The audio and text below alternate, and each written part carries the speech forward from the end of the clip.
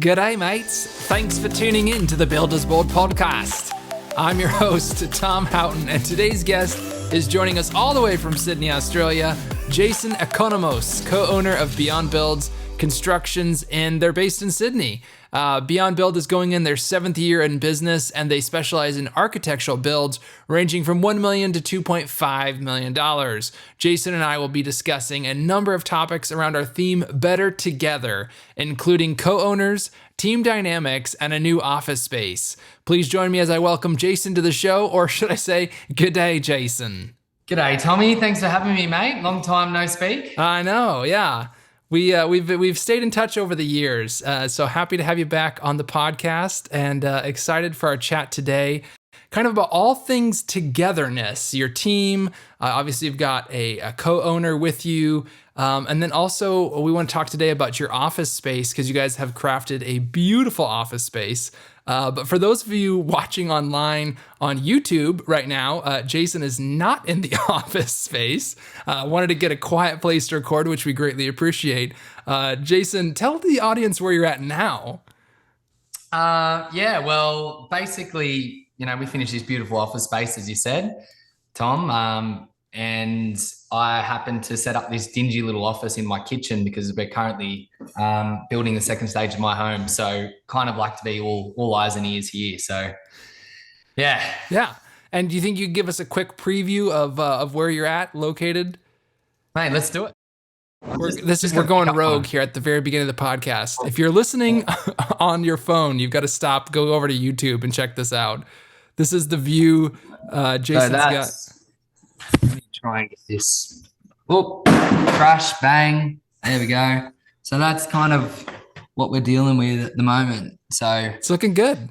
Got some progress. Hey, we're getting there. A bit of horrible weather. We were meant to pour the pool yesterday, but it is what it is. Yeah. But yeah, this is my beautiful view. So that is beautiful. Yeah. So there we go. Get on YouTube and have a laugh. And watch us do this live. That's fantastic. And also, I think this is the quality of guests, the caliber of guests that we have on the show.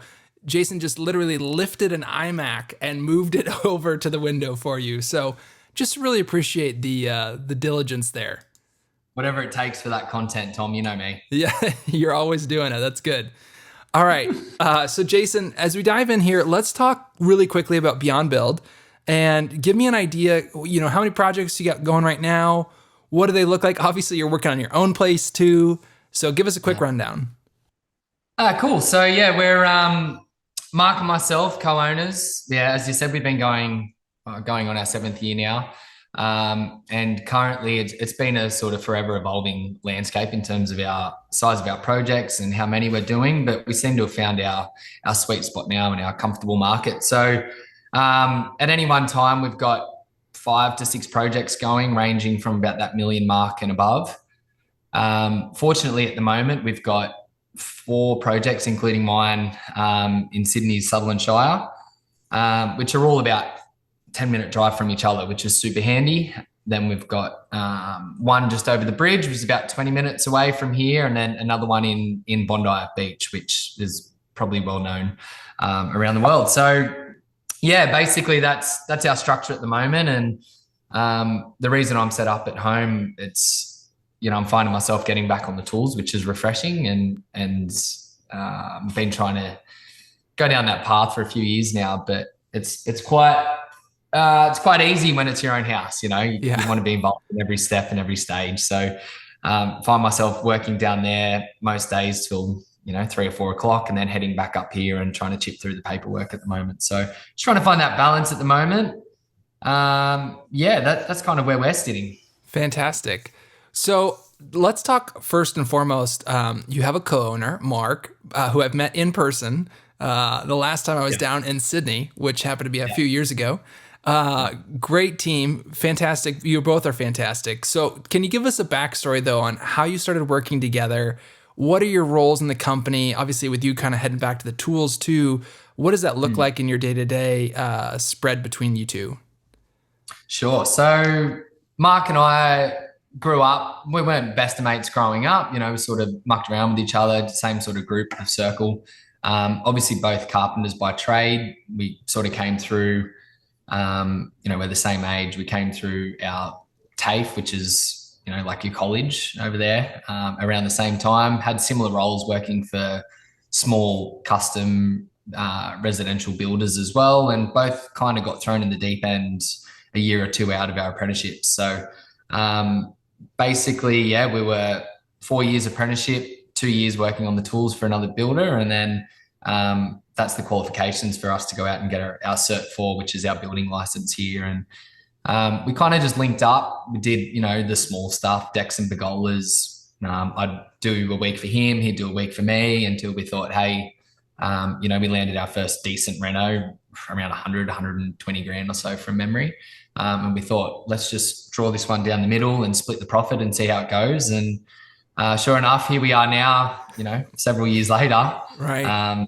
But yeah, we're very different personalities. But I think it really works. Mark's more of a site orientated project manager role. He'll still throw the bag on if and when he can. I like to joke that he's allergic to the office. But no, that's probably more of my strengths, the pre-construction, speaking with clients, the organizing and whatnot as well. And I just like to have my hand in everything, to be honest. It could be my downfall, but definitely somewhat of a micromanager.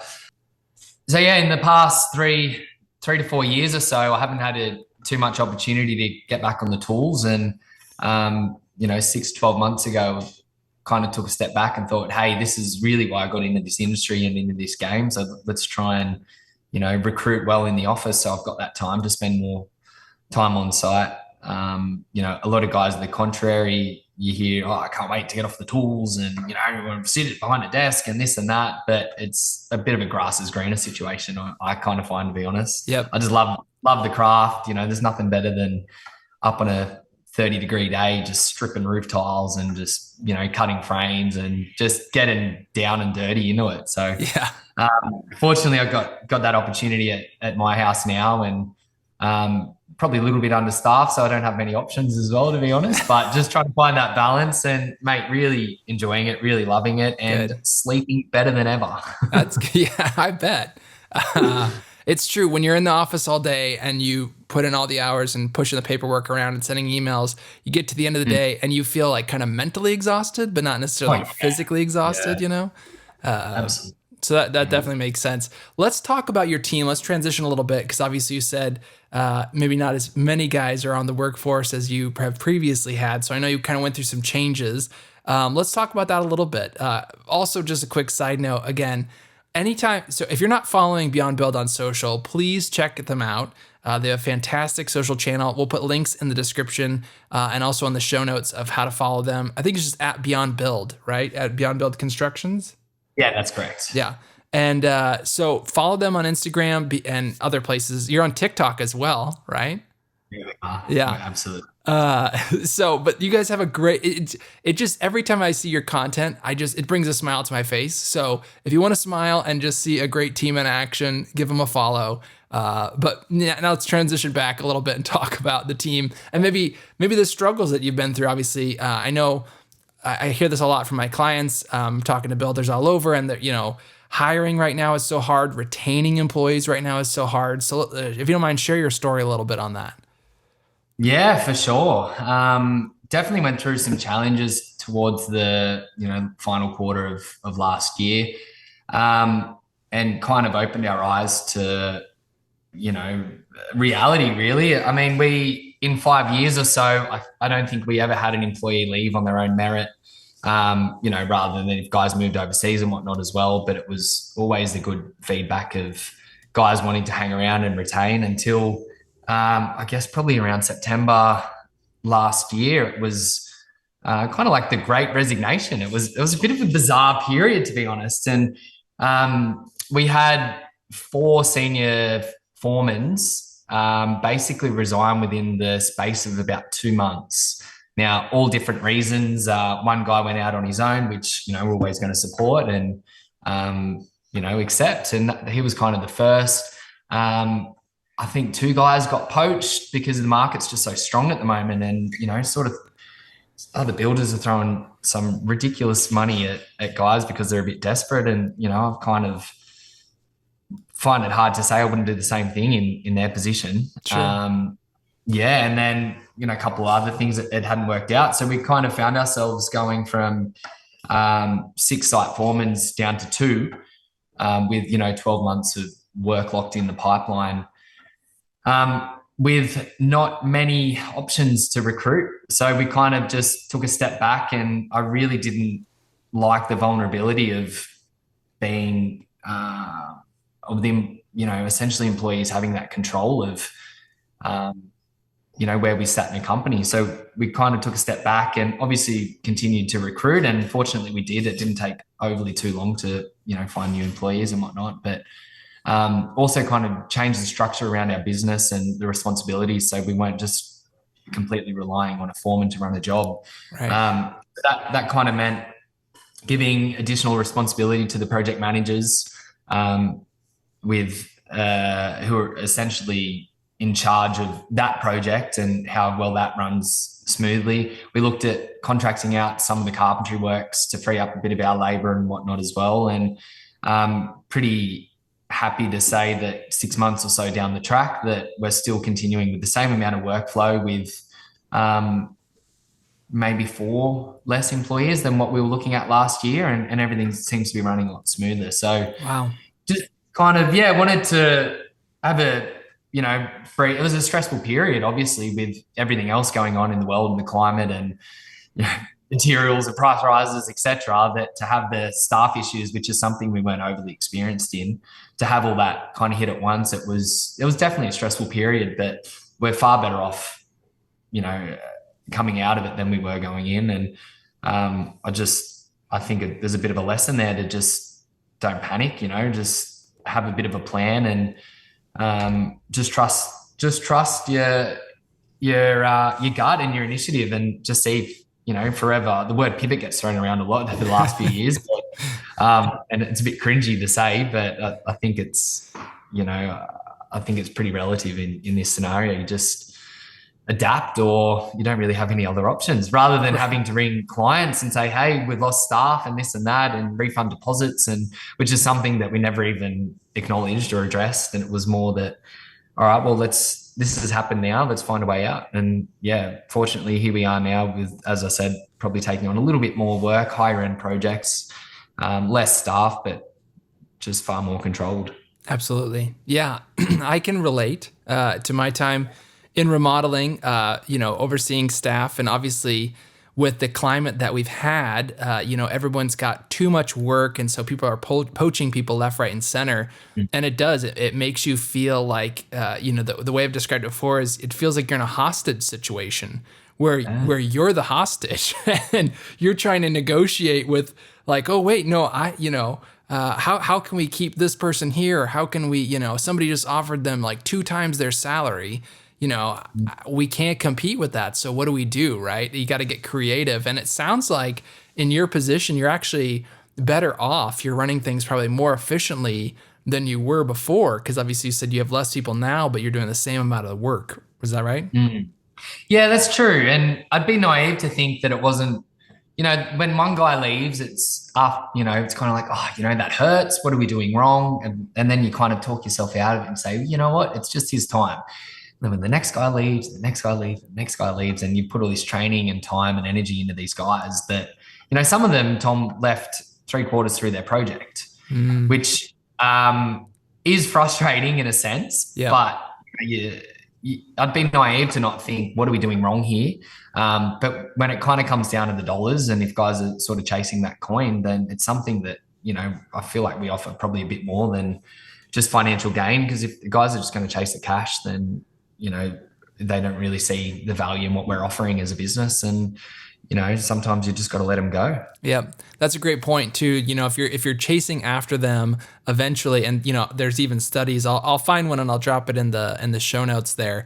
But one of the most recent studies I showed is in a situation like that where somebody's leaving for money or has a better offer, and if you counter and match that or even go over it, studies have shown that person will only stick around for maybe about another year to 18 months before, another shiny coin comes along and they say, well, now I'm going to go go jump on this one, even though you've accommodated me and you're giving me more money, they're still, it's almost kind of, you lost the loyalty at that point. You're just paying for their loyalty.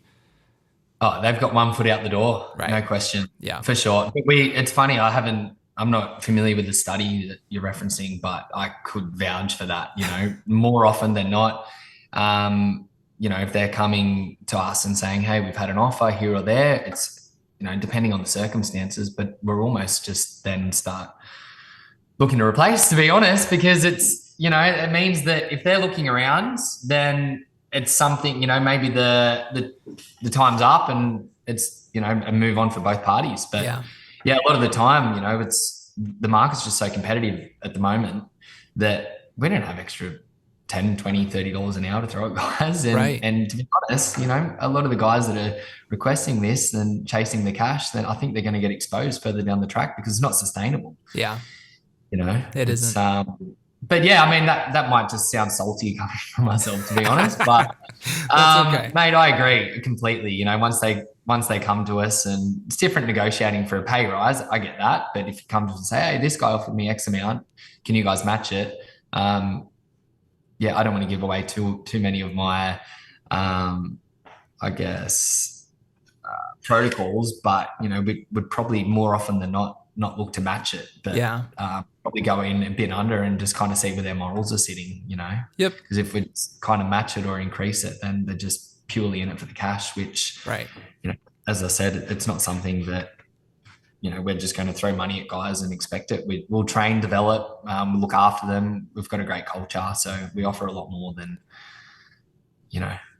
just financials. Yeah. And that's kind of what we pride ourselves on. It's something that a lot of people don't consider when switching to another option. They hear, oh, I can maybe make, 20% more, dollar for dollar, but you might not be getting as much benefit wise or culture wise. And it's really hard for them to gauge that too in the interview process with somebody else to find out like what life really is. And then, like you said earlier, it kind of always feels like the grass is always greener on the other side, whether that be the office to the field or to another company, right? Yeah, it's true. It's true. And I think especially we're quite a young team. I think probably 80% of the team are, 26 or 27 or below.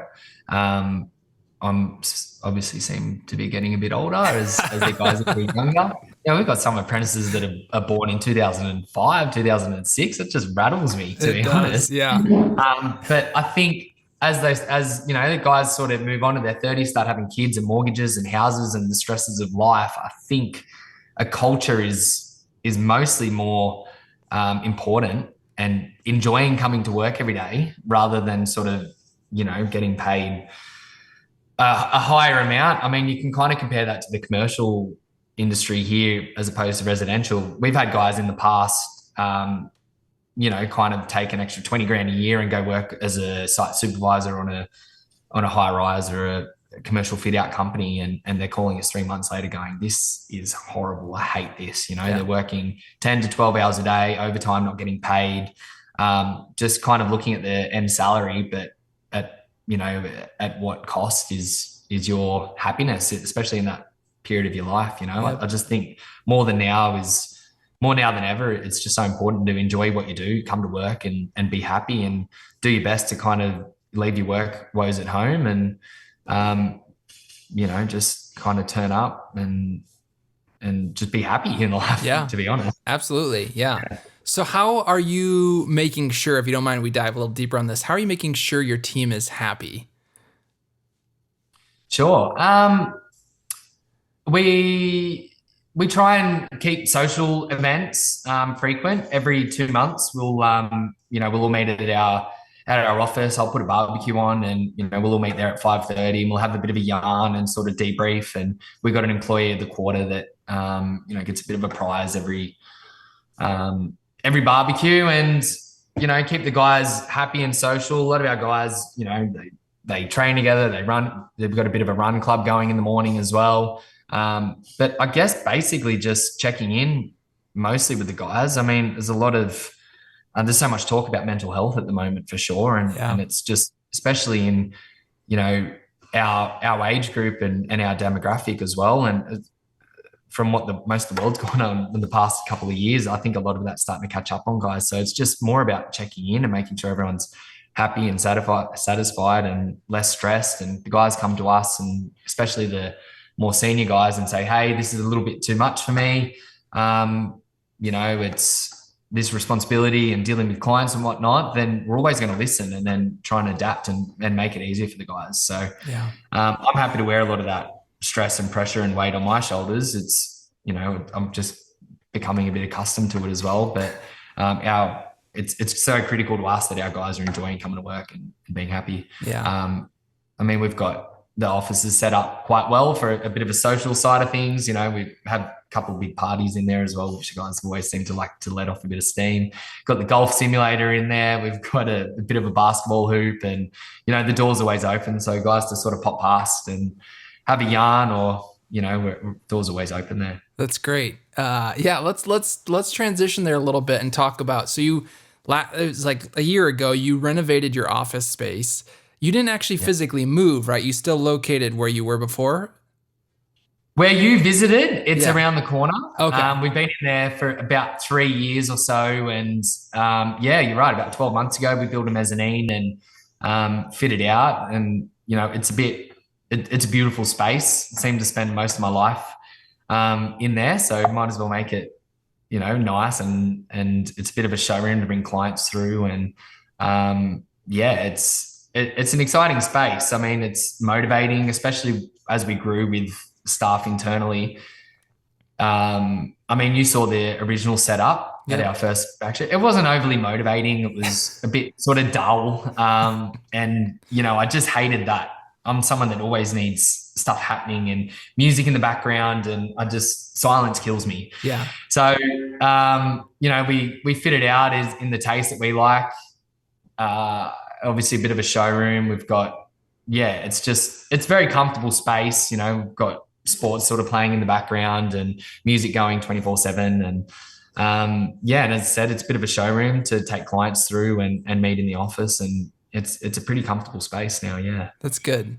So I had another podcast, obviously, with another individual who, said like, hey, well, in today's day and age, with all digital and stuff like this, why invest in a office space? So maybe can you give some thought? I mean, obviously outside of motivation for yourself and the team, you have a space for your clients. What were you seeing? What other benefits have you seen out of making this change? Yeah, sure.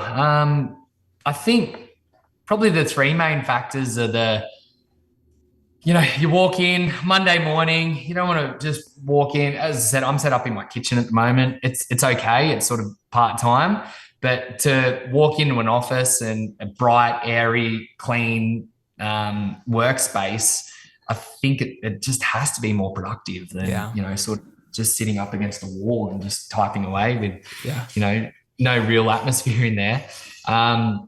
Also to be able to have a boardroom and a showroom for, formalities, whether it's recruiting staff or having guys in and having a chat, or whether it's clients coming through and requesting samples, or if it's, storage that guys can come in and grab uniforms and pop in, have a beer or whatever it is. It's just kind of that nice central space. Mm-hmm. We had our Christmas party back there, which was a bit of a fun time, to be honest. We had a DJ deck set up and nice sort of party till early hours of the morning, which, it's always a bit of fun and let off some steam as well. But I think just to have that central hub, we're building beautiful homes for clients.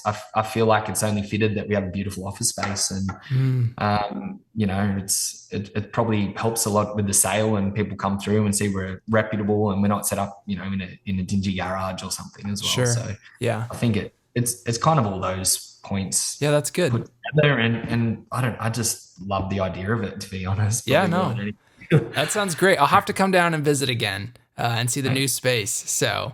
The door is always open for you, Tom. We missed each other last time. I think I was over your way and you were over this way. Exactly. Ships in the night passing through there. So real quick to wrap up the topic of the office space, do you feel like the investment in it, because I'm sure obviously you spent some money to make it look right and, make it look great. in your opinion, was the investment worth it so far? And would you encourage other people to consider thinking of their spaces to create these, not only a beautiful space for their clients, but also a great space for their team? For us, absolutely. Yeah, we haven't thought twice about it. It was good time. We're obviously a team of carpenters, so we did all the work ourselves. Right down to the custom concrete bench tops to laying the chevron floors and putting the skylights in. We leveraged a few partnerships with suppliers and whatnot as well, and pulled in a few favors there. So with the joinery and the flooring and skylights and painting and windows and whatnot as well. So we definitely leveraged it to the max and pulled all the favors that we could. So for us, no question. I mean, I don't want to push anyone into it, especially, you don't want to overcapitalize. I don't think everyone needs a big space like that, but, a team of 20 or so, I think for us, it works out well. But by all means, I don't think it's probably for everyone to invest that into that workplace. But if you can, then you probably I recommend it. It's good. Okay. So we want to provide actionable advice for our listeners. Okay. So we've kind of talked about a few different topics today. So to kind of like recap on things, I think one big takeaway is, investing in your team. And like you said, I love that you commented you got this barbecue that you have every like 2 months or something like that. With that heart in there, I would say that's probably one action step, is to think about how can you provide like kind of those group team outings to continue, forging those relationships and make them go deeper in increasing your culture for your team. Would you agree so far?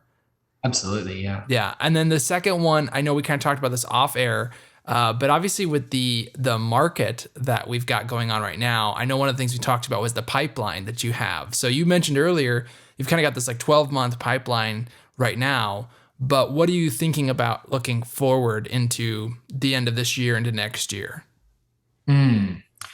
I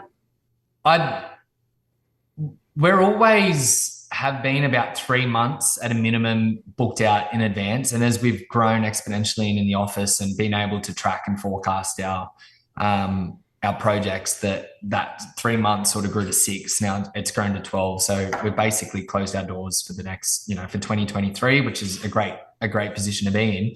And then we'll start looking at tenders and whatnot the second half of the year for 2024, which, as I said, it's a great position to be in.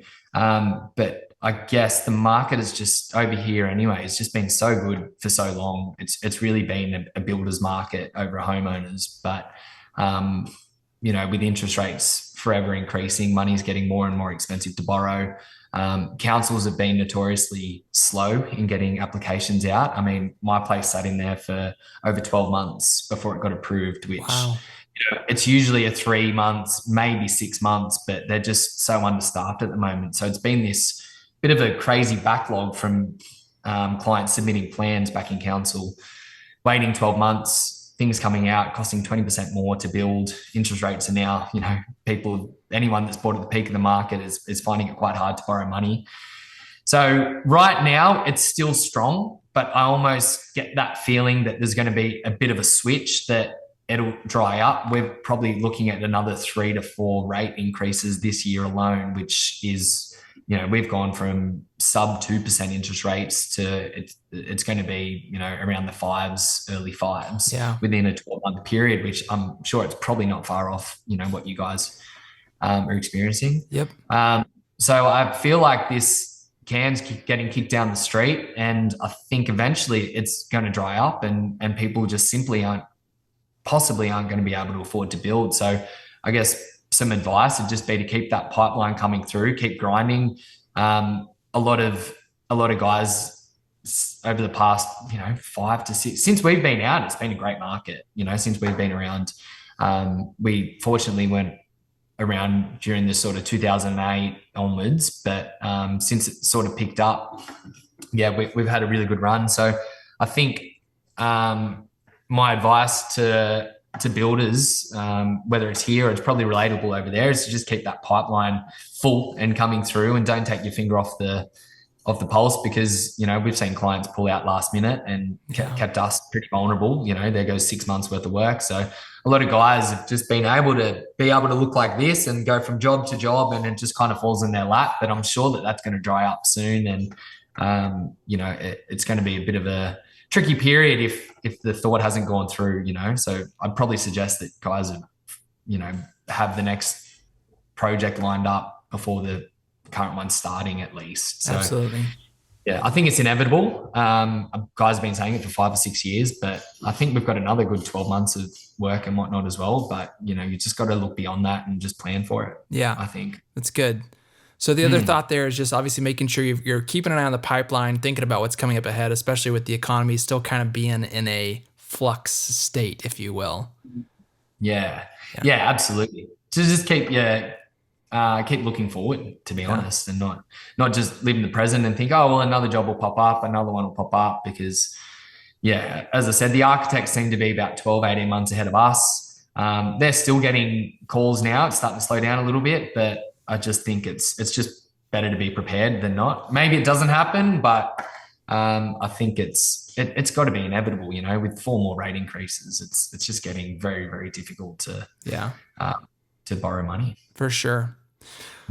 Awesome. Well, Jason, thank you for those action items for our listeners to think about. As we kind of pivot and to close out the show here, I always like to end on a section I call If You Could, where I like to ask my guests, some hypothetical questions just to pick inside that brain of yours here. So I got 2 quick questions for you, both related to building.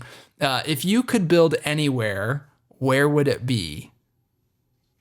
Now, I'm also recognizing I'm asking somebody who builds in a very beautiful area.